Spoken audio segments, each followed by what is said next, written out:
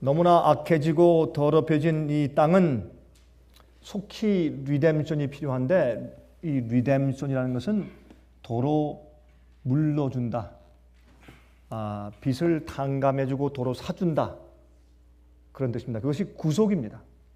이 구속이라는 의미는 원래로 회복해 주는데, 빚쟁이가 되어서 노예가 된 상태, 죄의 결과로 사악해지고 형편없이 된 상태에서 원래 오리지널로 도로 물러준다, 빚을 다 갚아주고 회복시켜준다, 그것이 구속입니다. 그러니까 이 구속이란 이야기는 그저 우리의 구원, 죄를 용서받음, 그것보다 또 다른 의미가 포함된 단어인 것을 여러분께서 아셔야 합니다. 예수님께서 하늘에서 우리의 구속 사업을 이루고 계신다라고 하는 말은 무슨 말이냐 하면, 우리가 그러한 상태로 환원되기 위해서 주님께서 심판 사업을 진행 중에 있으시다. 심판 사업에 진행 중에 있으시다. 왜냐하면 그게 증명돼야 되니까, 그걸 프루브하셔야 되니까, 보이셔야 되니까, 그냥 뭐 주님께서 됐다 땅땅 이렇게 저렇게 그렇게 하시는 게 아니거든요. 온 우주의 하나님께서 모든 우주 거민들과 천사들과 인간들이 하나님의 하시는 일에 동의가 돼야 합니다. 이건 너무 중요한 일이고, 온 이 우주가 영원토록 정결하고 질서 있고 공평하고 행복해야 되기 때문에 그러한 것입니다. 인간성의 타락과 그 추하고 사악함은 그 극치를 달리고 있습니다. 이젠 뭐라고 표현할 수가 없어요. 한국도 그렇고 미국도 그렇고 남미도 그렇고, 요새 이 갱들의 싸움 보면, 여러분 지금 멕시코에 있는 이 드럭 카텔, 뭐 남미도 마찬가지지만, 여러분 이 갱들과 경찰과 정부가 군인이 싸우는데 군대와 경찰이 져요? 어떻게 할 수가 없어요. 그러니까 뭐 옛날로 환원된 것 같아요. 어떻게 할 수가 없어요. 그래서 한 번은 신문에 보니까 20대 24살인가 5살 된 여자 대학생이 어떤 이 적은 도시의 셰리프, 경찰서장으로 자기가 자원을 했어요. 아무도 경찰서장 달라고 안 해. 총 맞아 죽으니까. 갱들이 가만, 그러니까 이게 뭐 아무도 안 하니까 어떤 여자 대학생이 내가 하겠습니다. 왜? 가난한 집을 도와주기 위해서 내가 죽고 돈이나 좀 벌자 이렇게 해서. 여러분 끔찍한 세상이에요. 이제는 군대도 경찰도 이 갱들과 마피아, 범죄 집단들을 당할 수 없는 그런 시대가 되었어요. 영화도 그 사람들이 영웅되는 영화가 많아요. 그렇죠? 이런 세상이에요. 더 이상 어떻게 타락할 수가 있겠는가 하는 생각이 들어요. 여러분 최근에 지금 미국 아니라 세계를 발칵 뒤집은 사건이 하나 있죠. 위키리크스. 여러분 위키리크스가 뭐예요? 이 인터넷을 통해서 미국 국무부의, 외교부의 비밀 물건들을 폭로시키고 인터넷에 다 올려버렸어요. 그걸 누가 했느냐? 군인의 한 사병이 했어요. 군인의 한 사병이. 그러니까 이 미국에는 위키리크스라고 해가지고 이런 특별한 비밀들, 부정들을 갖다가 캐낸 것들 갖다가 인터넷에 올려버리는 회사가 있어요. 정식 회사예요. 합법적으로 운영하고. 근데 거기에 미국의 국무부와 외교부의 비밀, confidential 문건들을 그냥 확 올려버렸어요. 야, 그거 보니까 참, 제가 보니까 자유세상은 자유세상이에요. 예? 근데 제가 그걸 보면서 한 가지 느낀 것이 있습니다. 거기 보니까 이 사람들이 뭐 외교부에서 와가지고 다 이러고 말이죠. 뭐 우리 한국에도 이 G20, 20개 정상 또 초청받은 국가도 있으니까 20개 이상 정상들이 모여서 참 기가 막히게 한국 국립박물관에서 그거 보니까 국립박물관이 그거 참 잘 졌어요.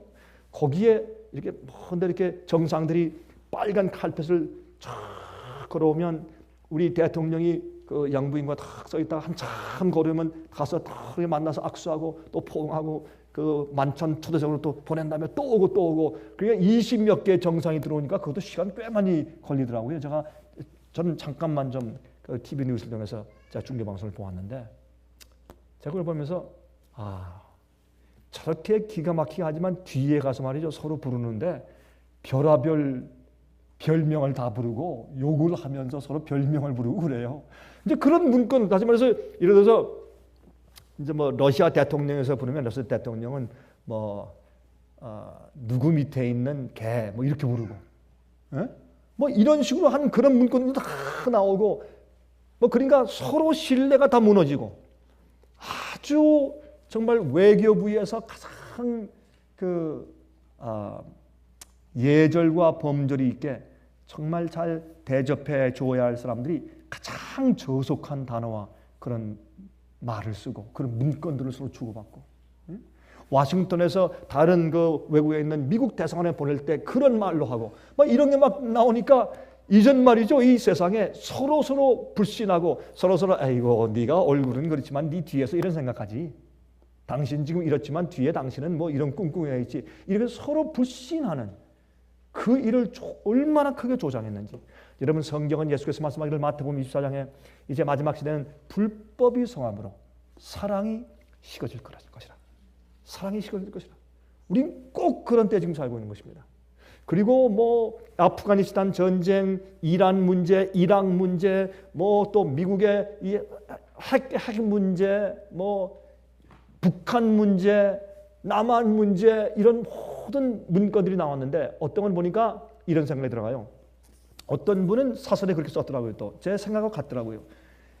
이 위키리크스는 그게 굉장히 민주주의적으로 건강한 것 같지만은 다시 말해서 소문들을 퍼뜨리고 그런가 저런 것 같다고 추측했던 것들을 전부 다 사실로 드러내버리고 폭로시켜버리고 또 그 속에 있는 그 필요 없는 것까지 상당히 이렇게 폭로시켜서 가십을 만들고, 그러니까 이 전 세계 나라들끼리 개인들끼리 사회들끼리 서로 더 이상 존경하거나 신뢰하지 못하는 사회로 만들었다.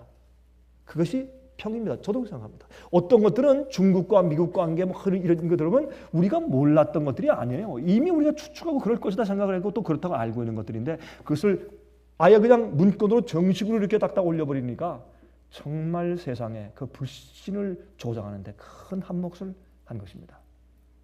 여러분 이런 일들이 무엇인지 아십니까? 사람들은 이것이 마지막 시대 성경적인 예언의 안목을 볼 때 이것이 무슨 뜻인지 사람들이 모르고 그냥 지나가죠. 우리가 예언적인 안목으로 볼 때는 이것은 이 세상의 나라를, 온 나라들을 하나로 연합시키는 일을 하는 것입니다. 이제는 누가? 짐승의 세력이 그래도 도덕적으로 저 사람이 지도자다. 기독교에서도 인정하는 그런 세력이 이 세상의 지도자로 부상할 수밖에 없는 그런 도덕적인 그런 분위기가 조성돼 간다 그 말입니다. 여러분이시여, 이 세상의 지구 자체의 오염과 문제들, 식량 문제, 지금 하나 좀 큰일 난 게 있는데 이 음식값, 이 곡물값, 이거 좀 큰일이에요. 그래서 내년도에 이게 얼마나 뛸지 그게 참 큰일입니다. 이거는 기름값 올라가는 것보다 더 큰 그런 문제인 것을 우리가 압니다. 물, 경제. 여러분 제가 이 얘기를 왜 하느냐? 이 세상은 새 하늘과 새 땅이 되어야 합니다. 도리가 없습니다. 정치적으로 경제적으로 무슨 일을 무슨 노력과 무슨 계획을 해도 세상의 온 나라가 연합해서 유엔이 더 강해지고 정말 우리가 알지 못하는 그런 이 세계 연합의 기구가 생긴다고 할지라도 불가능합니다. 안 됩니다. 이 지구는 배가 떠났습니다. 이건 끝났습니다.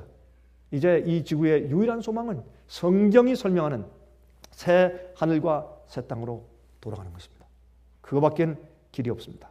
제가 이 말씀을 좀 드리면서 어떤 때는 말이죠.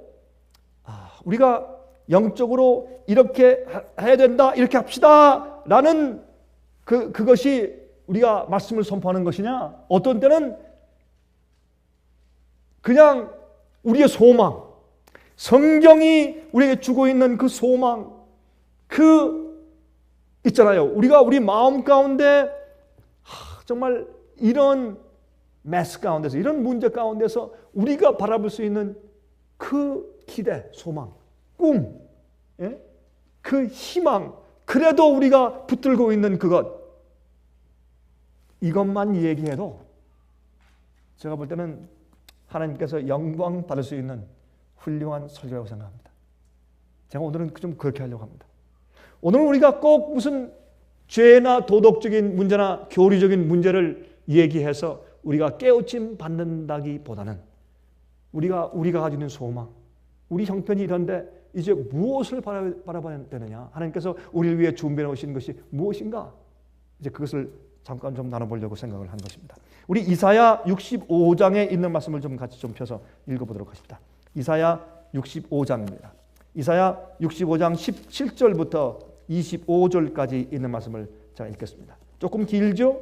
그러나 한번 여러분 읽어주시고, 또 화면을 통해서 보시는 분들은 화면에 나타나는 성경절들을 읽으면서 마음 가운데 이 말씀을 같이 우리 되새겨 보시기를 바랍니다.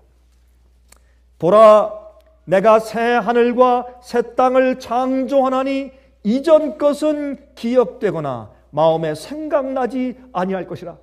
여러분이시여, 우리가요 기쁜 일이 생기고 좋은 일이 생기고 행복하면 그 행복한 하루 종일 말이죠, 과거에 아팠던 것을 다 잊어버립니다. 생각이 안 납니다. 과거의 아픔보다도 현재 내가 경험하는 그 기쁨과 행복이 너무나 좋아서 만끽하기 때문에 과거의 슬픔이나 고난들이 더 이상 기억나거나 생각나지 않는 것입니다. 우리도 이 땅에서 그런 경험을 하는데, 우리가 주님께서 우리에게 주실 새 하늘과 새 땅, 하늘에서 천년기는 물론이고 우리가 이 땅에 내려와서 이 지구가 새 하늘과 새 땅으로 변모된 그런 모습을 보고 거기서 우리가 새로운 생활을 영원히 시작할 때, 그때 우리의 기쁨과 우리의 행복이 너무나 충만해서 우리가 과거에 이 땅에 살던 그런 죄와 시련과 고통과 마음 아픔의 기억이 더 이상 없는 것입니다. 전혀 없는 것입니다. 심지어 우리 가족 가운데 어떤 사람들이 구원받지 못하여 우리가 있는 곳에 오지 못했을지라도, 그럼에도 불구하고 우리의 기쁨과 우리의 감사가 너무나 크기 때문에 이전 것은 기억하지 못할 것이라, 생각나지 않을 것이라, 그렇게 말씀했습니다. 너희는 나의 창조하는 것을 인하여 영원히 기뻐하며 즐거워할지니라. 보라, 내가 예루살렘으로 즐거움을 창조하며 그 백성으로 기쁨을 삼고. 지금까지 교회는 하나님 앞에 그런 기쁨이 되지 못했습니다. 그러나 이때 가서는 어떻게 해요? 하나님의 교회가, 예루살렘과 백성들이 하나님께 기쁨이 된다고 했습니다. 우리가 존재하는 그 자체와 우리가 말하고 행동하는 모든 것이 너무나 이노선트하기 때문에, 너무나 죄가 없고 순결하고 거룩하기 때문에 주님께서 보실 때 얼마나 우리가 그분께 기쁨이 될지 모르겠습니다. 그렇게 말씀하고 있습니다. 내가 예루살렘을 즐거워하며 나의 백성을 기뻐하려니 우는 소리와 부르짖는 소리가 그 가운데서 다시는 들리지 아니할 것이며. 우는 소리가 안 들린다. 이거 얼마나 좋아요. 우는 소리가 안 들려. 그리고 부르짖는 통탄의 탄식의 소리가 안 들려요. 여러분들 혹시 마음 가운데 어떤 땐 남에게 말하지 못하는 통사정 가지고 혼자 조용히 울 때가 있습니까? 탄식, 하나님께 부르짖고 소리 질러야 할 때가 있습니까? 여기 말씀하기를 그럴 때가 없다 이젠. 그게 그 가운데 다시는 들리지 않는다. 그렇게 표현했어요. 거기는 날수가 많지 못하여 죽는 유아와 수완이 차지 못한 노인이 다시는 없을 것이라. 곧 100세에 죽는 자가 아이겠고 100세에 못되어 죽는 자는 저주받은 것이니라. 여러분 이걸 읽고 어떤 사람들은 아니 목사님 그러면 새하늘과 새 땅에 가서 그때도 죽음이 있다는 얘기입니까? 그렇게 사람들이 생각해요. 왜 그렇게 생각할까요? 이건 시적인 표현이죠. 죽지 않는다는 말이죠. 늙지 않는다는 표현이죠. 근데 이걸 읽고서 그러면 100세 이후에는 죽는다는 말입니까? 그렇게 생각하는 사람들이 있어요. 그 뜻은 아니죠. 죽지 않는다는 말이죠. 늙지 않는다는 말이죠. 이 땅에서 있는 죄의 결과가 더 이상 없다는 그런 뜻을 여기에 이제 시적으로 표현한 것이죠. 그리고 보시죠. 21절부터 그들이 가옥을 건축하고 집을 지어요. 집을 지어. 우리가 새하늘과 새 땅에서는 실제로 우리가 사는 삶이 있는 것입니다. 우리가 사는 공간도 있고 우리가 만나는 장소도 있고 우리가 농사 짓는 것도 있고 포도원을 가꾸고 실제 우리 생활을 하는 것입니다. 어떤 사람들은 검은 거를 가지고 어디 구름 위에 떠서 그저 띵띵거리면서 마치 저기 힐압 신화에 나오는 것처럼 아무 일도 하지 않고 편하게. 그러니까 힐압 신화 보세요. 제우스와 그런 모든 신들은 시간이 없으니까 그들이 인간들 가지고 뭐해요? 장난질해요. 그렇죠? 그게 힐압 신화 아니에요? 그러나 우리 하늘에서 그렇지 않은 것입니다. 영원히 우린 계획이 있고 할 일이 있고 꿈이 있고 또 무엇을 펼치고 더 많은 계획이 있고 그러할 것입니다. 그래서 끊임없이 행복하고 즐거울 것입니다. 우리가 일하지 않을 때, 계획을 성취하지 않을 때 거기엔 진정한 즐거움이 없는 것을 우리가 압니다. 자, 그들이 가옥을 건축하고 그것에 거하겠고 포도원을 지배하고 열매를 먹을 것이며 포도원을 재배하고 열매를 먹을 것이며. 여러분, 이 유대인들에게 있어서 포도는 아주 없어서는 안 될 그런 필수품이었습니다. 그들은 아침 저녁으로 포도즙을 마셨습니다. 어떤 사람들은 포도즙 술이라고 하지만 아닙니다. 포도즙을 마셨습니다. 여러분, 그래서 성경은 포도주는 우리를 소생시키는 것이라고 했어요. 포도주를 마시면 어떻게 해요? 어떻게 소생됩니까? 불과해가지고 쇠퇴되지. 그러니까 그게 말이 맞지 않는 얘기입니다. 예수님께서 물을 부어라, 독에 갖다 주어라 할 때 주님께서 그럼 포도주 취하는 술을 갖다가 한 25도 술을 만들어줬을까요? 그건 생각할 수 없는 일입니다. 이건 포도즙입니다. 그러므로 이 유대인들에게는 포도즙이 필수품이었는데 아침 저녁으로 포도즙을 마셨습니다. 그리고 포도즙은 이 전제를 드릴 때 썼는데, 다시 말해서 화목제나 아니면 번제 같은 것을 드릴 때 그걸 태우면서 거기에다가 어떻게 해요? 이 포도즙을 붓는 것입니다. 그것은 예수님께서 우리 인간들의 죄를 위해서 십자가에서 피를 흘리실 것을 그때 상징한 것입니다. 그러니까 이 포도주는 그들의 필수품 가운데 하나였습니다. 매일 드리는 제사에 그것이 필요했습니다. 그러므로 여기에서 포도원을 재배하고 하는 말은 그들의 언어로 농사를 짓고 그런 말이에요. 농사. 하나님께서 인간이 타락하기 전에 아담과 해와를 에덴 동산에 주시고 도시를 짓고 거기 살게 하신 것이 아니라 농사를 짓도록 동산을 주시고 거기 꽃을 가꾸게 하시고 재배케 하시고 농사 짓게 하시고 모든 다른 과일들을 심어서 먹게 하시고 생명과 과일을 드시고. 그래서 우리가 농사하며 우리가 먹으며 여러 가지 과일들을 먹으며, 어떤 사람들은 과일만 언급했으니까 뭐 빵도 먹지 말고 뭐 채소도 먹지 말고 그다음에 무슨 뭐 이것도 먹지 말고 그런 사람들이 있어요. 뭐 우리가 가서 봅시다. 어떤지. 제가 볼 때 우리가 그 새하늘과 새 땅에서는 말이죠. 어떤 과일은 맛이 빵 같을 거예요. 그런 게 난민이 있으니까. 어떤 과일은 먹으면 맛이 빵 비슷하니까. 그런 게 있어요, 진짜. 지금 있으면 나중에도 있다는 얘기 아닙니까? 그렇죠? 어떤 거는 진짜 토마토고, 어떤 거는 아보카도고, 어떤 거는 바나나고, 어떤 거는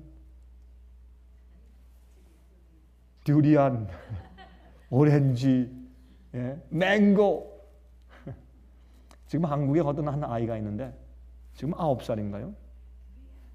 8살인가? 근데 걔는 미국에 오기를 그렇게 소원하는데 그 이유가 뭐냐면 맹고를 실컷 먹어보기 위해서.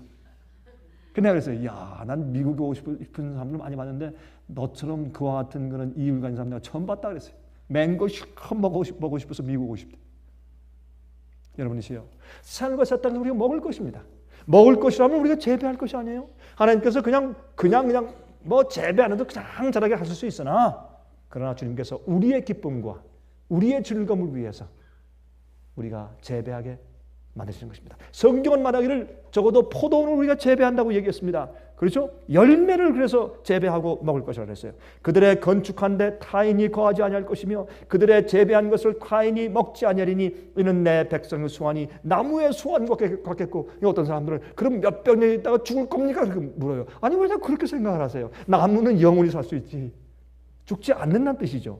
이거 시적인 표현으로. 나의 택한 자가 그 손으로 일한 것을 길이 누릴 것이며. 우리가 원하는 것을 다 할 수 있어요. 왜 그런 줄 아세요? 우리는 우리 마음 가운데 죄의 동기가 더 이상 없기 때문에 우리가 하고자 하는 모든 일이 의롭고 주님께 영광되기 때문에 우리가 원하는 것을 무엇이든지 계획해서 다 할 수가 있어요. 얼마나 좋겠어요? 여기는 리밋이 없어요. 제한이 없어요. 왜? 의인들이 모여있기 때문에 그렇습니다. 그들의 수고가 헛되지 않겠고 그들의 생산한 것이 재난에 걸리지 아니하리니 그들은 여호와의 복된 자의 자손이요 그 소생도 그들과 함께 될 것입니다. 여기에 농사 짓는 분들이시요, 이번 겨울이 무척 춥대요. 참 걱정되시죠? 저도 걱정이 됩니다. 이번 겨울은 그 어느 때의 겨울보다 굉장히 춥고 어려울 것이라고 그렇게 이제 이야기하고 있습니다. 그런 것이 앞으로 없어요. 그들이 부르기 전에 내가 응답하겠고 그들이 말을 마치기 전에 내가 들을 것이며 이리와 어린 양이 함께 먹을 것이며 사자가 소처럼 짚을 먹을 것이며 뱀은 흙으로 식물을 삼을 것이니 나의 성산에는 해함도 없겠고 상함도 없으리라 여호와의 말이니라. 여러분, 우리가요 사자를 볼 때 우! 이렇게 할 때 사자가 울물 풀을 씹고 왜 그래요? 이러고 있으면 얼마나 재밌겠어요? 안 그래요? 사자가 막 이런 이빨 가지고 이렇게 하는 게 아니라 왕 하는 게 아니라 그 우리 보고 아주 재미있는 해학적인 미소를 띄우면서 풀을 먹고 있으면 얼마나 재밌겠냐고요. 이것이 새하늘과 새 땅이에요. 왜 그게 가능하냐? 하나님께서 택해 오신 자들이 다 의로운 자들이니까, 서로 우리 인간들이 서로 해하지 않으니까 동물들이 서로 해하지 않는 것입니다. 야, 얼마나 좋은 세상이에요. 세상에 이런 세상은 뛰어가도 아무리 무엇을 해도 문제가 없어요. 상함이 없어요. 거기는 구더기가 없어요. 갑자기 이렇게 넘어질 무슨 돌도 없고 거기는, 예? 거기는 바브와이어, 철조망이 없어요. 그러면 우리가 하고 싶은 대로 마음대로 할 수 있는 세상. 아, 우리가 지금 너무나 안 그런데 이렇게 꿈이나 좀 꿔봅시다 오늘. 그래서 마음이나 좀 즐거워봐야지. 이렇게 서러운 세상에서 우리 이런 말씀 읽으면서 마음이라도 기쁘고, 야, 우리가 기대하는 소망이 저기 있구나. 그래야 좀 풀리죠. 자, 이사야 11장 보십시다. 이사야 11장. 이사야 11장 보시면 이런 말씀이 있어요. 이사야 11장 6절부터 9절. 이사야 11장 6절부터 9절까지 있는 말씀을 좀 보십시다. 이런 말씀이 있어요. 그때에 이리가 어린 양과 함께 거하며 표범이 어린 염소와 함께 누우며 송아지와 어린 사자와 살찐 짐승이 함께 있어 어린 아이에게 끌리며, 큰 코끼리가, 사자가, 어린 아이가 말이죠, 이렇게 가지고 일로와 가자 그러면 다 줄렁줄렁 따라가는 모습만 상상을 해보세요. 얼마나 재밌나, 얼마나 평화스럽나. 왜요? 인간이 만물의 영장이기 때문에. 인간이 만물의 영장이니까 사자가 어린 아이 손에 끌리고 호랑이가 끌리고 표범이 막 뛰어가면 애가 너무 빨리 가지 마 일로 와 그러면 금방 스탑해서 그 아이의 말을 듣고 돌아와서 그 뒤를 졸랑졸랑 따라하는 모습을 상상해 보세요. 우리 만물의 영장은 만물의 영장으로 회복되고 모든 짐승들의 사나움이 죄의 결과가 없어진 다음에 정말 이렇게 아름다운 강약, 약육강식이 없는 그런 아름다운 세상이 되는 것을 성경은 새 하늘과 새 땅이라고 말합니다. 거긴 죄가 없습니다. 죄의 결과가 없습니다. 자, 그 다음에 여기 보세요. 7절에 암소와 곰이 함께 먹으며 그것들의 새끼가 함께 엎드리며 사자가 소처럼 풀을 먹을 것이며, 그 다음에 8절이요. 감동적이에요. 8절은 이 뭐라 그랬습니까? 젖먹는 아이가 독사의 구멍에서 장난하며 젖된 어린아이가 독사의 굴에 손을 넣을 것이라. 지금 독사는 징그럽죠. 여러분들 만약에 이렇게 어디 앉아있는 누가 와서 장난치느라고 독사를 가지고 여러분의 무릎에 탁 집어 이렇게 얹어놓으면 아마 특히 여자분들은 아마 기절해서 죽을 것 같겠죠. 그러나 모르긴 하지만 우리가 새하늘과 새 땅으로 돌아가면요, 뱀이 아름다울 거예요. 뱀이 참 아름다울 겁니다. 색깔도 아름답고, 그리고 끔찍한 게 아니라 정말 모습이 그 나름대로 유니크하고 아름다울 것입니다. 하나님께서 왜 이렇게 징그럽게 뱀을 만들었겠어요? 그게 아니에요.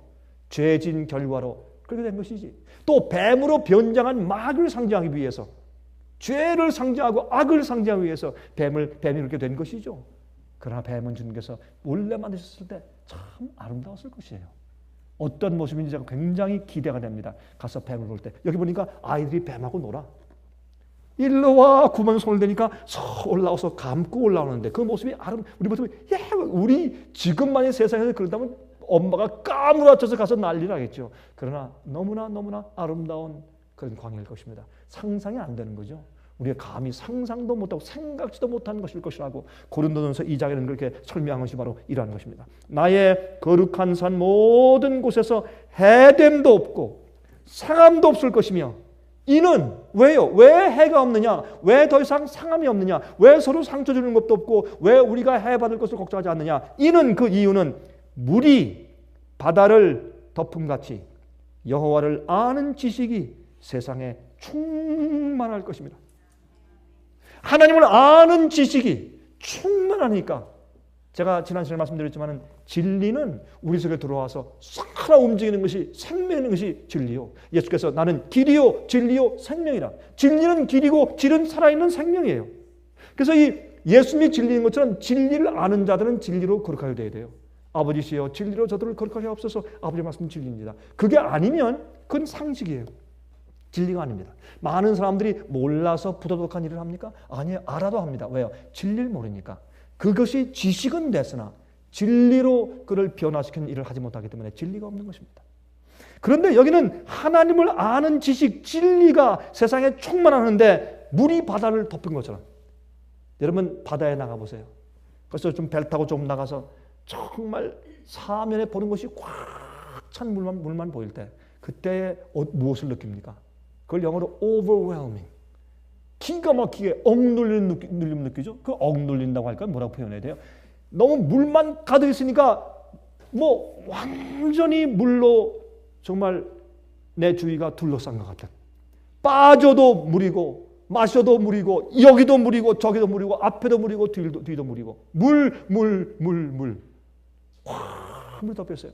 그래서 우리가 하늘과 새 땅에 살 때 이 사람을 봐도 하나님이 보이고 저 사람 봐도 하나님이 보이고 생명나무를 봐도 하나님이 보이고 사자를 봐도 하나님이 보이고 어린아이를 봐도 하나님이 보이고 이것 봐도 저것 봐도 잔디를 봐도 나무와 열매와 하늘을 봐도 여호와만 보이는 것. 그것이 무엇입니까? 하늘과 새 땅입니다. 거기에 모인 자들은 전부 하나님 같습니다. 품성과 생각하는 바가 그들의 의도와 계획이 하나님 같기 때문에 그들은 하나님의 자손들입니다. 그래서 하나님을 아는 지식이 온 땅에 마치 물이 바다를 채운 것처럼 꽉 차 있는 세상.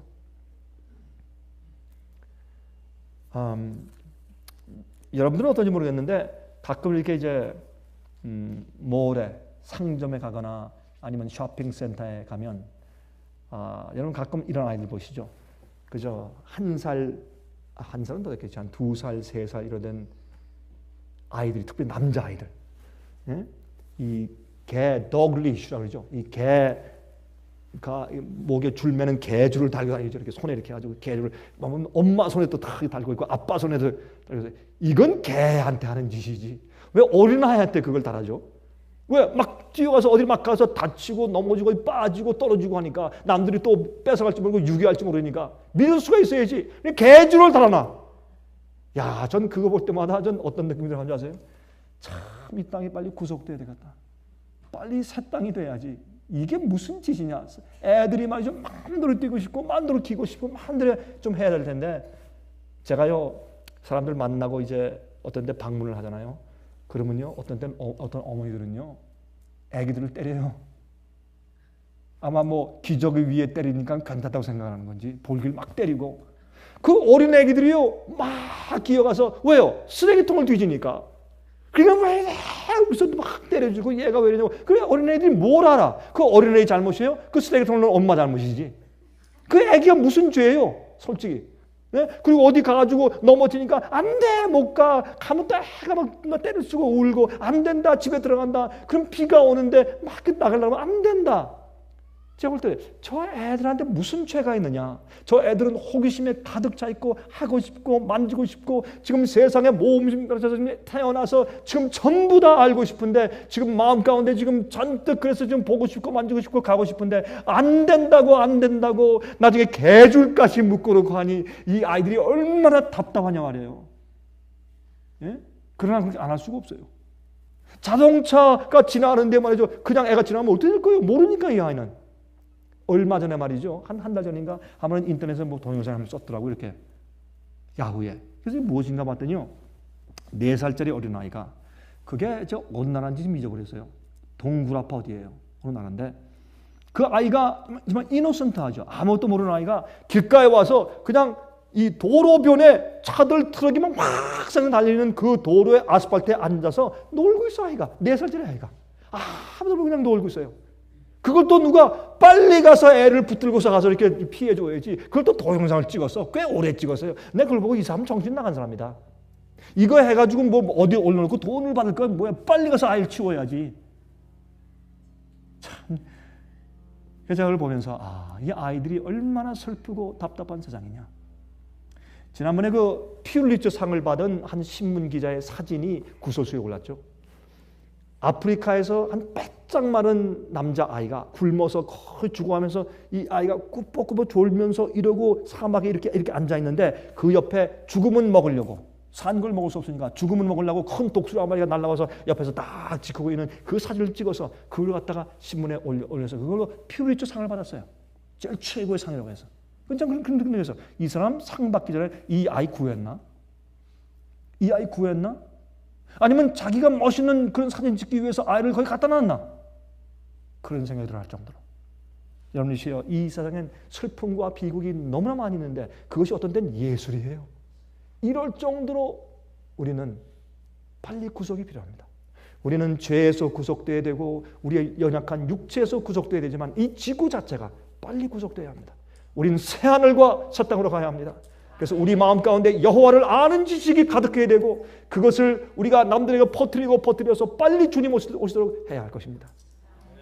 자, 여러분 계속 아이들이 울고 칭얼대고 엉덩이를 얻어맞고 그 아이들이 불만족하고 답답하고 찡찡거리고 막 울고 칭얼대고 제가 볼 땐 당연해. 만약 어린 아이들한테 말이죠 막 기면 그래 네 마음대로 기어라 마음대로 기고 깔깔거리고 웃고 어디 가서 뭐 만질 거 다 만져보고 뱀도 만져보고 다 하게 놔두면 그 아이가 왜 칭얼거리고 왜 답답하게 왜 울겠냐 말이에요.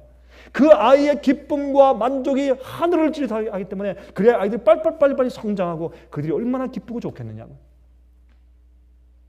여러분 이건요 우리 이 세상에서는 불가능한 일이잖아요. 돌들이 있고 가시가 있고 엉겅퀴가 있고 빠질 때가 있고 낭떠러지가 있고 개가 쫓아오니까 그렇게 할 수가 없어요.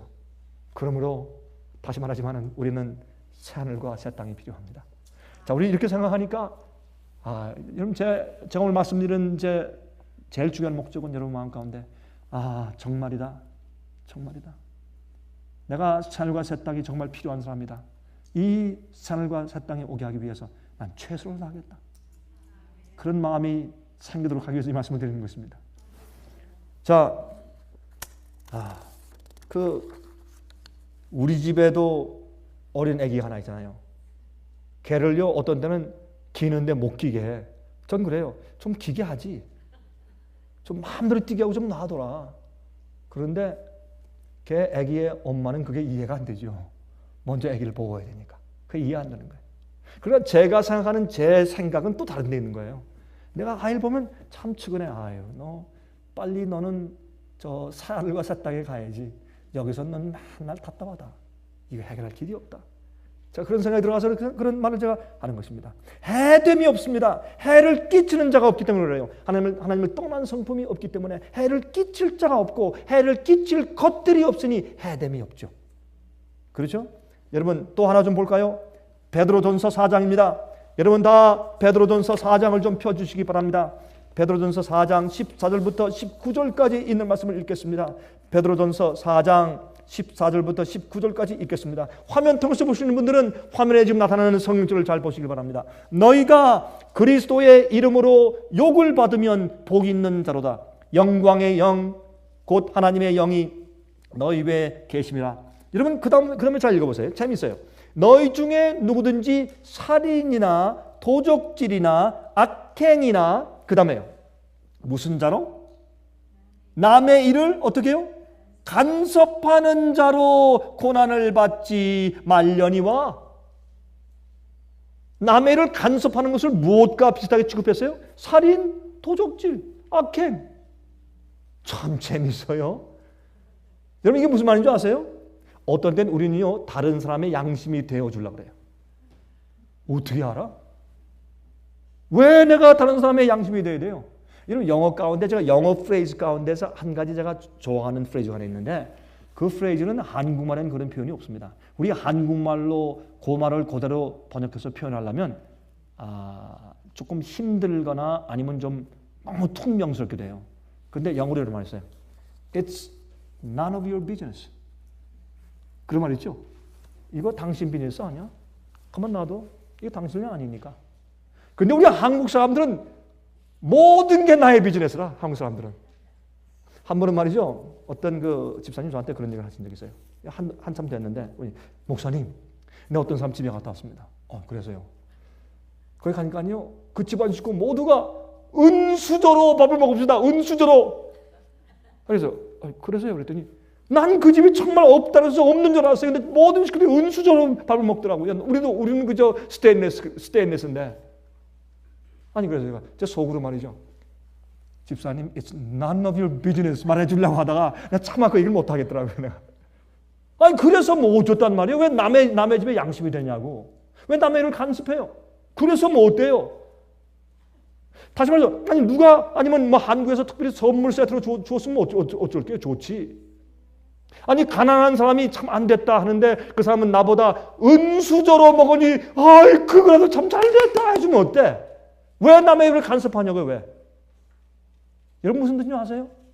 우린 다 참견해지고 우리 한국 사람들은 그래야 뜨끈뜨끈한 줄 알고 그래야 이웃이고 그래야 친구인 줄 알기 때문에 네? 우리 한국 사람들은 아예 집에 가면 새로 집 샀잖아요. 그럼 가가지고 미국 사람은 절대 이렇게 안 해요. 한국 사람 들어가가지고 참 좋네 한번 가보자. 서랍 열고 뭐 별거 아예 다 사서 그렇구나 또 야 이거 새로 샀구나 뭐 이렇게 해요. 한국 사람들은. 그래야 우리가 친하고 끈끈한 것 같아요. 우리 풍속 우리가 너무 잘 알죠.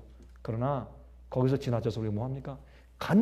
남을 간섭하는 자로 고난을 청하지 말아라. 이게 무슨 말이냐? 이방인들은 뭐하냐 말이에요. 살인하고 도둑질해. 우린 그런 거 안 하지 않느냐? 그들은 악해하고 우상숭배하고 우린 그런 거 안 하지 않느냐? 그런 거 하는 사람들은 법이 붙들어다가 막 때리고서 이렇게 감옥에 가두고 그러지 않느냐? 그런 식으로 우리가 고난 받으면 안 된다. 그리스도인들은. 그런데 우리는 무엇으로 고난 받을 수 있는지 아느냐? 남을 간섭해. 성격이 잘못돼서요. 성질이 잘못되고 품성이 잘못돼서요. 그런 얘기를 왜 해? 가십을 왜 해요? 왜? 남의 얘기를 뭐 하느냐? 왜 남의 얘기를 왜 참견해요? 어떤 때는 우리가 이해 못해요. 그 사람의 풍습과 그 사람의 가치관은 나와 다를 수 있어요. 우리 환경과 자라온 것이 다르니까. 그래가지고 왜 자꾸 남의 일을 간섭하느냐고. 이렇게 했을 때 그런 것을 보잖아요. 이방인들이 보잖아요. 보고 나서 너나 나나 다를 게 아무것도 없네. 너희들은 오히려 우리보다 못하다. 이렇게 해요. 그래서 나중에 핍박이 올 때 우리를 디스파이즈해요. 우리를요 경멸해요. 모욕해요. 존중함이 없이 핍박해서 고난을 주고 때려버려요. 그런 일이 있으면 안 된단 말입니다. 남을 간섭하는 일로. 그걸 갖다 영어로는 어떻게 표현하세요? busybody of others. busybody래. 남을 참견해서 바쁘게 다니는 자. 그래서 busybody of others. 참 재밌게 표현되어 있어요. 남을 간섭함으로 고난받지 말라. 이게 뭐예요? 삶과 사땅엔 그런 사람이 없어. 그래서 젊은 사람한테 물어봤어요. 그러면 이 말을 갖다 현대말로 영어로 표현하면 그게 뭘까? 그랬더니 nosy. 코 큰 사람. 서양 사람 말하는 게 아니에요. 남의 일에 코를 집어넣는 사람 이렇게. 코가 너무 기니까 이거 우리 일이하고 문을 닫으면 코가 이렇게 들어가 있어 이렇게. 그게 nosy예요 이렇게. 이렇게 해서 고난당하지 말라. 이게 뭡니까? 해함과 상함이 없는 세상을 말하는 것이.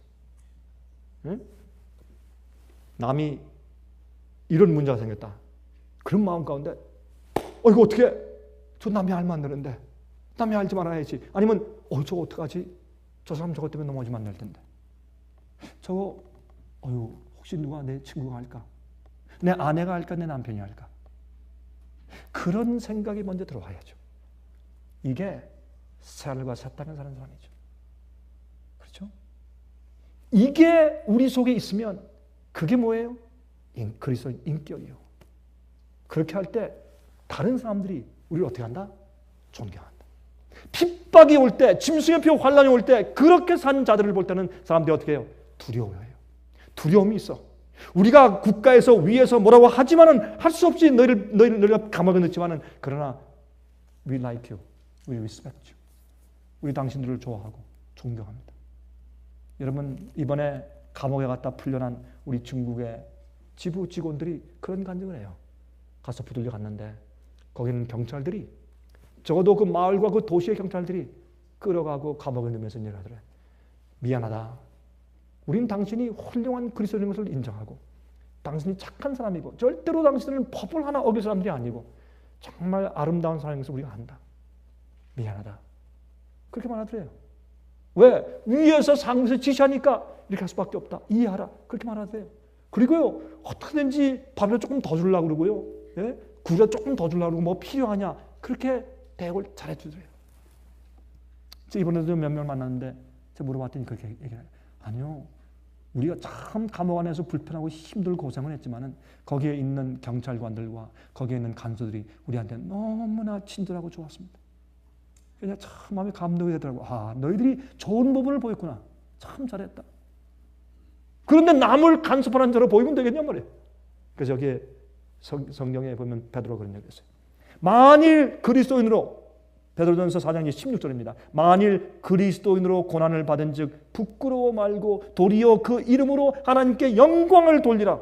하나님 집에서 심판을 시작할 때가 되었나니 만일 우리에게 먼저 하면 하나님의 복음을 순종치 아니하는 자들의 그 마지막이 어떠하며 또 의인이 겨우 구원을 얻으면 경건치 아니한 자와 죄인이 어디서리요. 우리가 하나님의 심판의 표준이 된다고 말합니다. 그러므로 하나님의 뜻대로 고난을 받는 자들은 또한 선을 행하는 가운데 그 영혼을 미쁘신 조물주께 부탁할지어다.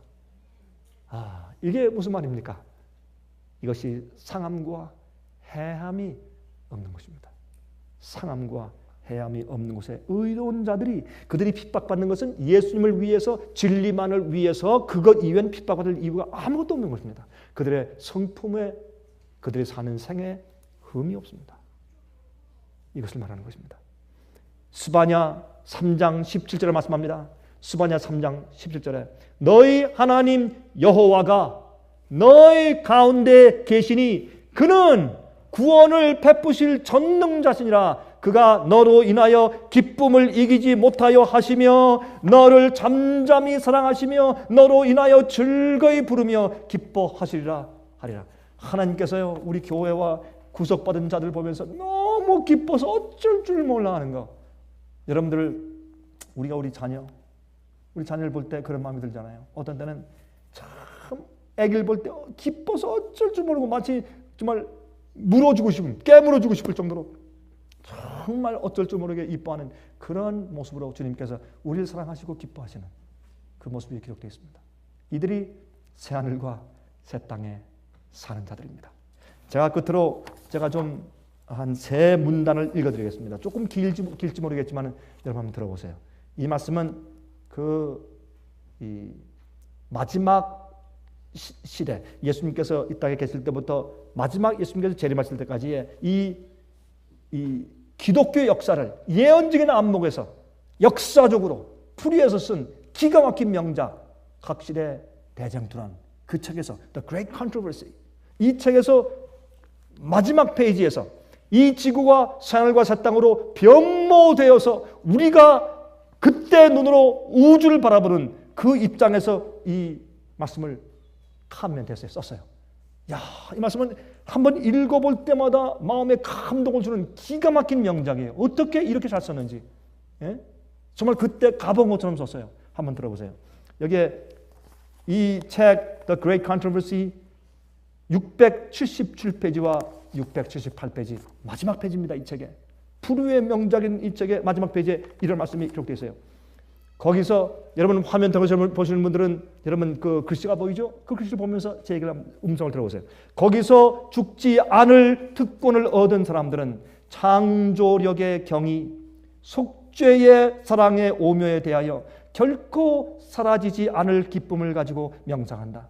하나님을 등한히 하도록 유혹하던 잔인하고 기만적인 원수는 더 이상 없다. 모든 능력과 재간은 증가되고 발달된다. 지식을 얻는데 두뇌가 피로해지거나 정력이 소모되는 일이 없다. 가장 큰 계획도 실행되고 가장 고상한 포부도 성취되며 가장 높은 희망도 실현될 것이다. 그럴지라도 거기에는 여전히 정복해야 할 새로운 높은 봉우리, 경탄할 수밖에 없는 새로운 경이, 이해해야 할 새로운 진리, 마음과 몸과 영의 능력을 다 기울이게 하는 새로운 연구 대상들이 있게 된다. 우주의 모든 보화가 구원받은 하나님의 백성들의 연구 대상으로 펼쳐진다. 죽음의 속박에서 벗어난 그들은 멀리 떨어진 다른 세계들, 곧 인간의 불행을 보고 슬프게 탄식하고 한 영혼의 구원을 받았다는 소식을 듣고서는 기쁨의 노래를 부른 다른 세계들을 향하여 피곤을 모르는 날개를 펴고 날아간다. 말로 표현할 수 없는 기쁨으로 땅 위에 자녀들은 타락하지 않은 다른 세계의 주민들의 지혜와 기쁨을 같이 나누게 된다. 그들은 여러 시대에 걸쳐 하나님의 솜씨를 명상함으로 얻은 지식과 지혜의 보화를 같이 나눈다. 그들은 흐려지지 않은 시력으로 창조의 영광, 곧 별들과 태양계들이 모두 그들에게 정해진 일정한 궤도를 따라 하나님의 보좌를 돌리고 있는 것을 보게 된다. 가장 작은 것에서부터 가장 큰 것에 이르기까지 만물 위에는 창조주의 이름이 기록되고 모든 것에는 창조주의 능력이 표현되어진다. 그리고 영원한 세월이 흘러감에 따라 하나님과 그리스도에 대한 더욱 풍성하고 더욱 영광스러운 계시가 나타난다. 또한 지식이 발전되어 감에 따라 사랑과 존경과 행복도 증가될 것이다. 사람들이 하나님에 대하여 배우면 배울수록 그분의 품성에 대한 그들의 감탄은 더욱 커질 것이다. 예수님께서 그들에게 속죄의 풍성한 부와 사탄과의 대쟁투에 있어서의 놀라운 결과를 제시해 주실 때 구속받은 자들의 마음은 더욱 열렬한 헌신의 마음으로 감동되고 그들은 더욱 충만한 기쁨으로 금거문고를 탄다. 그리하여 천천만만의 무리는 음성을 합하여 찬양의 대합창을 이룬다. 내가 또 들으니 하늘 위에와 땅 위에와 땅 아래와 바다 위에와 또 그 가운데 모든 만물이 가로되 보좌에 앉으신 이의 어린 양에게 찬송과 존귀와 영광과 능력을 세세토록 돌릴지어다. 대쟁투는 끝났다. 죄와 죄인들은 없어졌다. 온 우주는 깨끗해졌다. 오직 조화와 기쁨의 맥박만이 온 우주의 만물을 통하여 고동한다. 생명과 빛과 환희가 만물을 창조하신 분에게서 끝없이 넓은 우주로 퍼져나간다. 가장 작은 원자로부터 가장 큰 세계에 이르기까지 만물은 생물계와 무생물계를 막론하고 조금도 흠이 없는 아름답고 완전한 기쁨으로 하나님은 사랑이시라고 선포한다. 이 책은 이 마지막 문장으로 끝나요. God is love. God is love. 하나님은 사랑이다. 사랑이다. 우린 이 세상에서요 너무너무 타락한 모습을 보면서 이렇다면 나 하나님을 안 믿을래요. 그런 생각을 들어가게 하는 악한 세상이 되었습니다. 그러나 새 하늘과 새 땅은 그렇지 않을 것입니다. 여러분과 저는 꼭 그곳에 있게 되기를 간절히 바랍니다. 하나님 우리 아버지시여, 우리를 위하여 베풀어 놓으신 장래 새 하늘과 새 땅이 얼마나 놀라운지요. 우리가 감히 상상하고 생각만 해도 우리 마음속에 기쁨이 충만합니다. 아버지 감사합니다. 저희를 죄에서 구속하시고 영원히 살게 하시고 우리가 살 처소를 준비해 놓으심을 감사합니다. 아버지시여, 우리 마음속에 하나님을 아는 지식이 바다 위에 물이 충만한 것처럼 충만하여서 하나님처럼 변화되지 않고서는 도무지 견딜 수 없는 그런 경험을 주셔서 우리로 하여금 주님의 거룩한 세상에 백성 되게 하시옵소서. 살아계신 예수 그리스도의 귀하신 이름만 의지하여 간절하게 간구합니다. 아멘. 은혜 많이 받으셨습니까? 지금까지 들으신 이 생애의 빛 예배 설교는 간절한 마음으로 진리를 찾는 분들과 정직한 양심으로 말씀을 받아들이고 언제나 진실이 무엇인지를 생각하는 그리스도인들을 위한 말씀입니다. 주변 가족들이나 친지들 중에 말씀을 사모하고 순결한 신앙을 갖기 소원하는 분들이 계시면 생애빛 예배설교 DVD를 소개해 주시기 바랍니다. 매주 원하시는 분들의 가정으로 직접 배달되는 생애빛 예배설교는 개인의 신앙 부흥이나 소규모 그룹 예배를 위하여 DVD와 CD로 제작되었습니다. 생애빛 예배설교 DVD와 CD를 원하시는 분들은 1-877-704-1004번으로 전화하여 신청해 주시기 바랍니다. 미국 동부 시간으로 월요일부터 금요일까지 9시에서 5시 사이에 전화해 주시기 바랍니다. 그럼 다음 시간까지 안녕히 계십시오.